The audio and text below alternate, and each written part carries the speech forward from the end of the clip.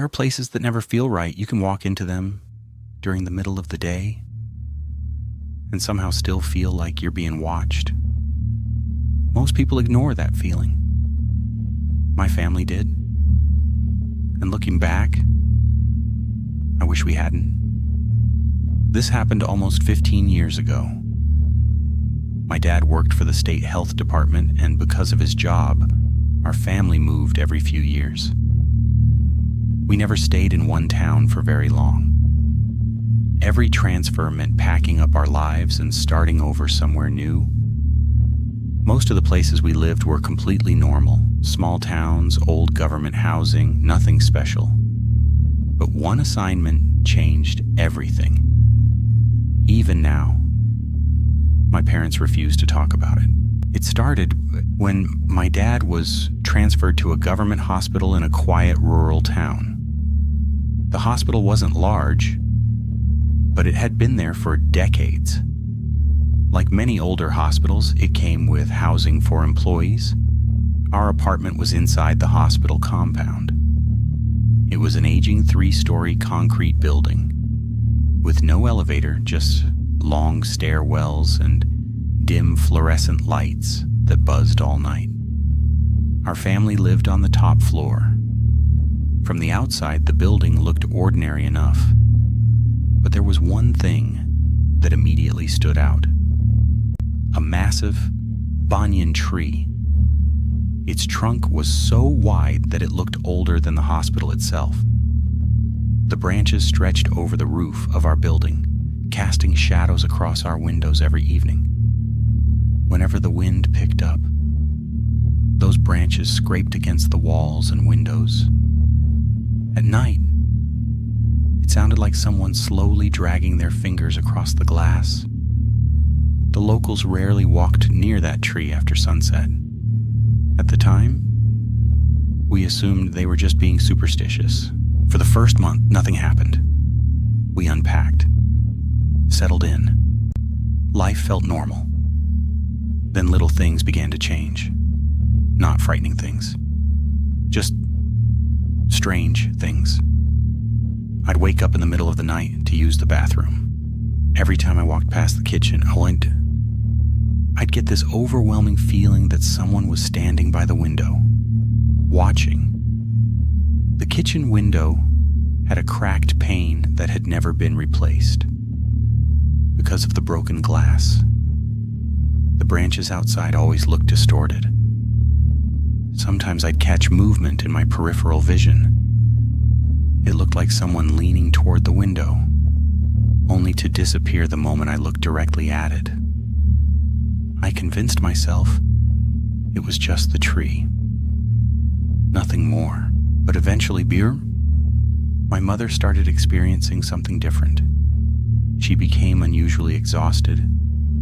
She'd sleep for hours during the day. Doctors examined her several times. Every test came back normal. No illness, nothing physically wrong. Yet she kept saying she felt drained, as if something was slowly wearing her down. We couldn't explain it. Then, she finally told us something she'd been hiding. Every time she cooked, food kept disappearing. At first, she thought she'd simply miscounted. Maybe she'd forgotten how many flatbreads she'd made. Maybe someone had grabbed one without saying anything. But it kept happening. She would finish making dinner, leave the kitchen for only a minute, and come back to find 2 or 3 pieces missing. Sometimes fried snacks disappeared.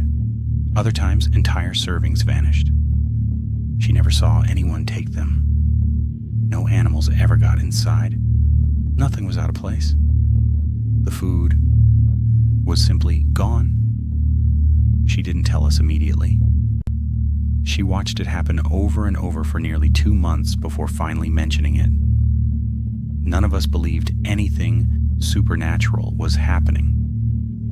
We assumed there had to be a logical explanation, so life went on. Around that same time, my younger brother and I had both started working the night shift at a customer service center in the nearest city. Our company shuttle dropped us off at the apartment around 2:30 every morning. The hospital grounds were completely silent at that hour. No traffic, no voices, only the sound of insects and the wind moving through that enormous tree.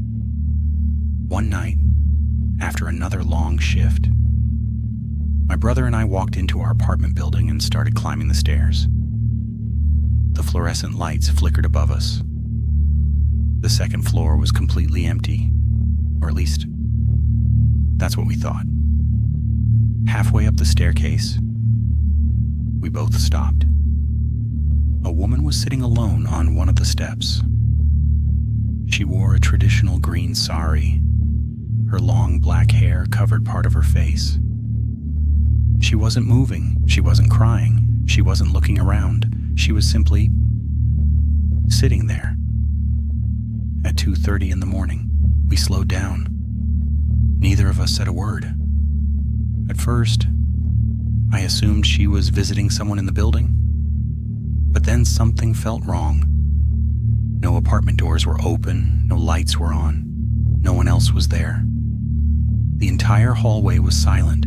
As we walked past her, she slowly lifted her head and looked directly at us. Not angry, not smiling, just watching. Neither of us had the courage to speak. We walked past her, continued upstairs, unlocked our apartment, and immediately shut the door behind us. Only then did we look at each other. Neither of us needed to ask what the other had seen. Our faces said everything. The next morning, we told our parents. My father listened quietly before shrugging. "It's an old hospital," he said. "People imagine things in places like this." He tried to brush it off, but deep down, I don't think even he believed his own explanation. Because over the following weeks, the things happening inside that apartment became impossible to ignore. And none of us were prepared for what would happen next. A few weeks after my brother and I saw the woman on the staircase, my father-in-law came to stay with us. He'd never visited our apartment before. More importantly, he had no idea what had been happening there. We never told him about the missing food. We never mentioned the woman on the stairs or the strange feeling that seemed to hang over the apartment every night. We wanted his visit to feel completely normal. And for the most part, it did. We had dinner together, talked late into the evening, and eventually everyone went to bed. The next morning, he seemed quieter than usual, but he never said anything. He packed his things, said goodbye, and drove home. Later that afternoon, my wife got a phone call from him. She listened in silence, then she looked at me and said, "My dad says we need to move." I asked her what had happened. She took a deep breath and repeated his story. Sometime after 2 in the morning, he suddenly woke up. His eyes were open, but he couldn't move. He said it felt like something was pinning him to the bed.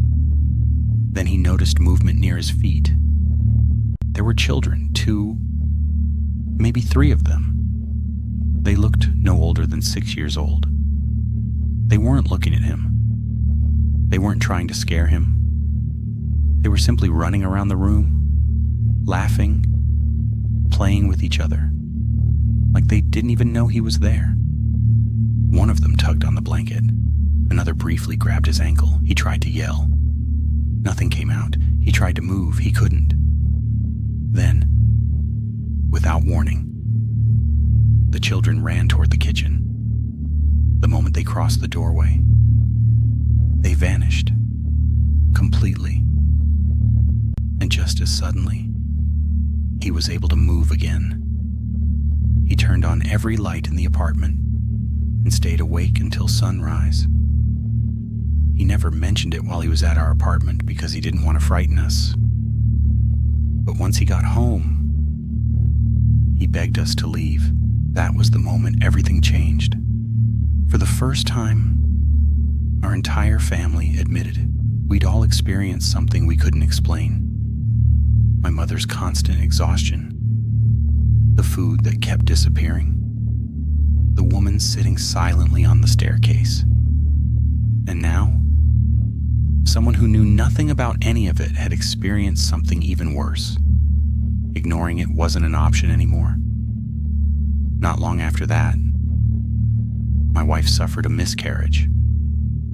The doctors said it was an unfortunate medical complication. Maybe they were right. But after everything we'd already experienced, it was impossible not to wonder if there was something more to it. My parents finally decided to seek help. A family friend introduced them to an elderly spiritual healer. He listened carefully without interrupting. When my father finished telling the story, the man handed him a small cloth pouch filled with blessed rice. He gave him one instruction: place this beneath your pillow tonight and leave it there until morning. That night, my father did exactly as he was told. Just before dawn, he had an incredibly vivid dream. He saw several shadowy figures climbing out of an abandoned well behind our apartment building. They surrounded him, all reaching toward the pouch beneath his pillow, as though they were desperately trying to take it. My father woke up gasping for air. His heart was racing. The dream had felt so real that the first thing he did was reach under his pillow. The pouch was still there. The next morning, he returned to the spiritual healer and described everything he'd seen. The old man became very quiet. After a long pause, he asked, "Do you know what stood on that land before those apartments were built?" My father didn't. So he began asking some of the older hospital employees. One of them finally told him. Years before the apartment complex existed, that exact spot had been home to the hospital's old post-mortem building, the morgue. It had eventually been demolished, and the employee apartments were built directly over the same ground. My father never told the hospital staff about our experiences. He simply thanked them and left. That same week, we packed everything we owned. As soon as another government apartment became available, we moved. From that day forward, the strange experiences stopped. No more missing food, no more overwhelming exhaustion, no more unexplained encounters. Even today, I still try to find a logical explanation for everything that happened. Maybe there are explanations we'll never discover. Maybe there aren't. All I know is that if someone ever offers me an apartment built on the grounds of an old hospital, I'm walking away. Because some places should simply be left alone.